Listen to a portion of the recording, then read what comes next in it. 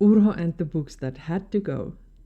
Urho was a smart puppy, but he had some very curious habits. Like most puppies, he loved to chew sticks from the garden, his favorite squeaky toys, and even the occasional slipper left lying around. But there was something that puzzled Satu and Erasmus more than anything. Urho only seemed to chew on books with Labradors on the cover. One day, Satu left a book on the coffee table. It was called Labradors for Dummies, and right on the front was a picture of a big, happy Labrador.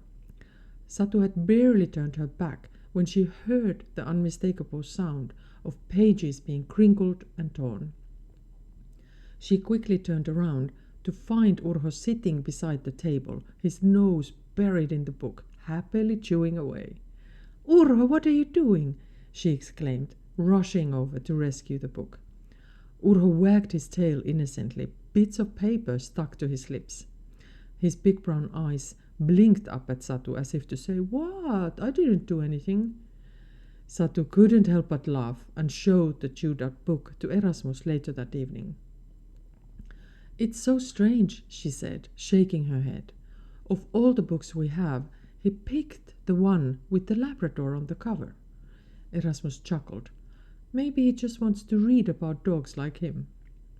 A few days later, another book mysteriously ended up in Urho's paws. This time it was a copy of Marley and Me, and sure enough, there was a picture of a Labrador on the cover. Once again, Urho chewed it to pieces, leaving bits of paper scattered across the living room floor. "I don't get it," Satu said, scratching her head.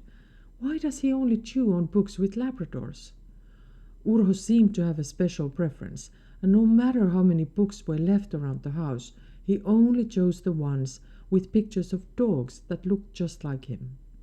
Satu and Erasmus tried placing other books within his reach, but Urho just sniffed them and trotted away, uninterested.